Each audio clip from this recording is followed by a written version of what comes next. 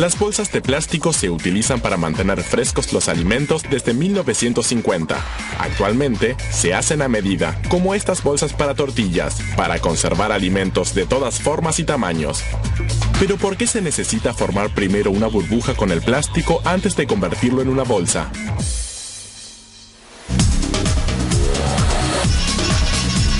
Las bolsas plásticas para alimentos comienzan como millones de perdigones de plástico, que se colocan dentro de una máquina, donde se funden para formar una plancha delgada que más tarde se corta y se pliega en forma de bolsas. Los perdigones están hechos de polietileno de baja densidad, una clase de plástico usado comúnmente para hacer bolsas, ya que se puede derretir y transformar en una película delgada pero resistente que no se rompe ni se desgarra fácilmente. A medida que los perdigones de polietileno ingresan a la máquina, se funden con una resina que le da a la mezcla final su textura resbaladiza.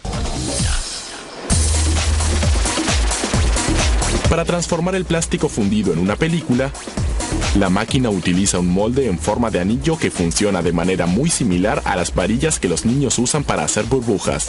El material caliente atraviesa el molde y forma un tubo de plástico. A medida que el tubo crece, un operario une los extremos para formar la burbuja. Luego, se envía una ráfaga de aire frío dentro de la burbuja desde el centro del molde para inflar el tubo de plástico.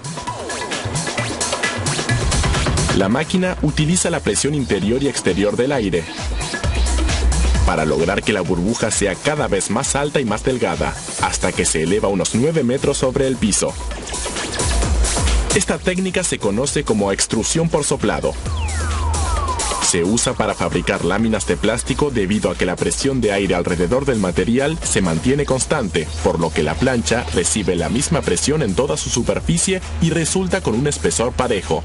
En las bolsas para tortillas, la plancha mide solo 5 centésimas de milímetro de espesor.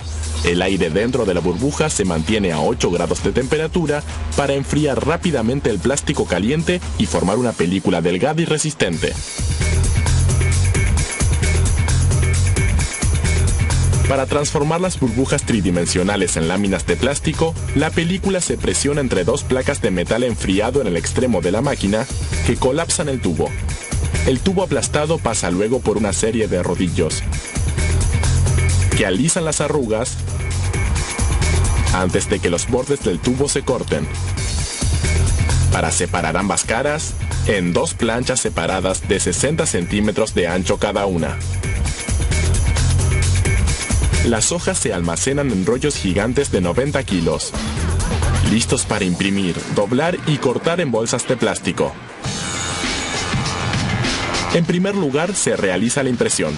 La marca del producto se imprime sobre la mitad de una de las caras de la tira con tinta de secado rápido, y la información nutricional se imprime sobre la otra mitad. De esa forma, el plástico se puede doblar por el centro entre ambas imágenes para formar una tira continua de bolsas.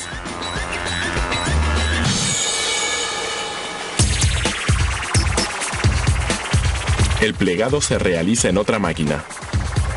Además, esta máquina coloca el cierre reutilizable y corta el plástico para terminar las bolsas. Para comenzar, el plástico pasa debajo de una barra metálica que lo pliega entre las dos imágenes impresas. Una serie de rodillos presiona sobre el pliegue para formar el borde inferior de las bolsas, en donde luego se colocará el cierre reutilizable. Antes de instalarlo, la máquina utiliza un rodillo aserrado para trazar una línea perforada en el borde inferior de la bolsa. Esta marca es la que se debe romper para abrir el cierre de la bolsa. El cierre de plástico duro se coloca cerca de la línea perforada. La máquina coloca el cierre entre las dos capas de plástico, justo por debajo de la línea. Un conjunto de placas calientes derrite el plástico alrededor del cierre para fijarlo en su lugar. A medida que el plástico sale de las planchas, una prensa aplica un tope en cada extremo del cierre de la bolsa,